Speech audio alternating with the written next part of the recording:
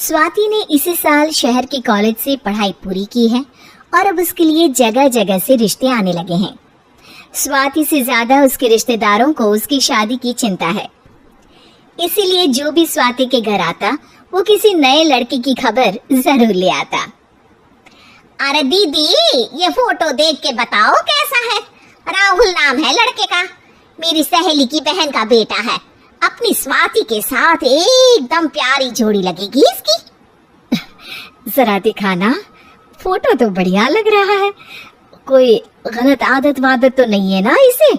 और कमाता कितना है? अरे कोई गलत आदत नहीं है दीदी, आप कहो तो एक मीटिंग करवा देती हूँ, फिर सब कुछ फाइनल कर लेना। हाँ, ये सही कह रही हो तुम। संडे को स्वाति के पापा भी घर पे ही रहेंगे। बुआ फिर वहां से चली जाती है और रात को स्वाति की माँ उससे कहती है, स्वाति बेटा, आज कमला बुआ ने एक लड़के की फोटो दिखाई है। संडे को वो लोग मिलने आ रहे हैं, तैयार हो ना तुम बेटा। अरे मम्मी, आप कहाँ कमला बुआ के चक्कर में आ जाती हो? अभी इतनी जल्दी कोई शादी वादी नहीं करनी है मुझे।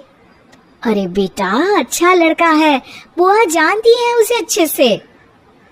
हाँ स्वाति बेटा, एक बार मिल तो लो, बाद में देखेंगे आगे क्या करना है। वैसे तो कमला रिश्ता लाई है तो मना करने का तो कोई सवाल ही नहीं उठता। संडे की सुबह होती है और कमला बुआ राहुल और उसके मम्मी पापा को लेकर स्वाति के घर आती है। अरे आइए आइए भाभी, इसे अपना ही घर समझिए, इनसे मिलिए। ये मेरे भैया और ये मेरी भाभी है। नमस्ते भाभी जी, ये है हमारा लड़का राहुल, सरकारी नौकरी की तैयारी कर रहा है ये।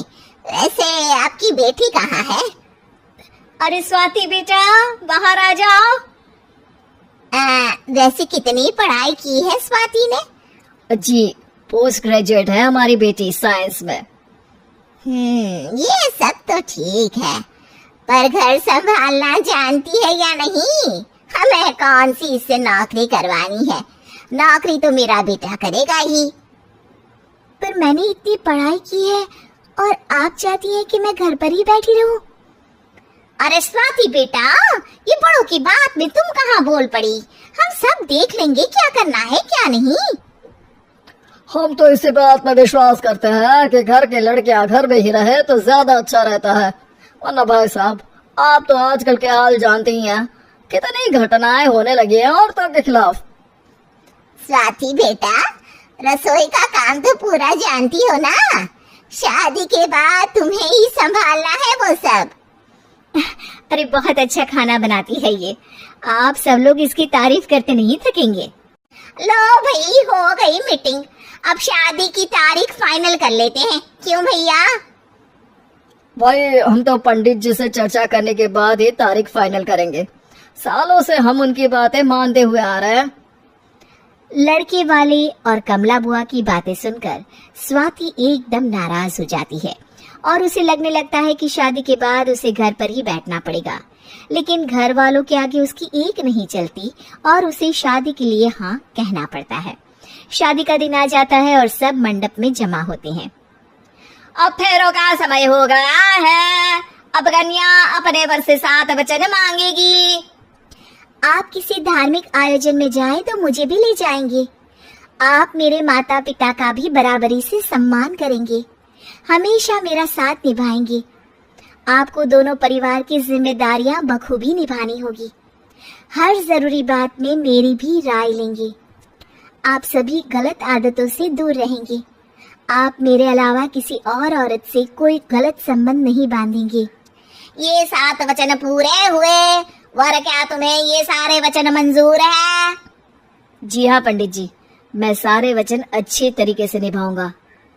अरे वाह वाह, बढ़िया तरीके से सब काम संपन्न हो गया। तो इसी के साथ विवाह संपन्न हुआ और आज से ये दोनों पति पत्नी हुए।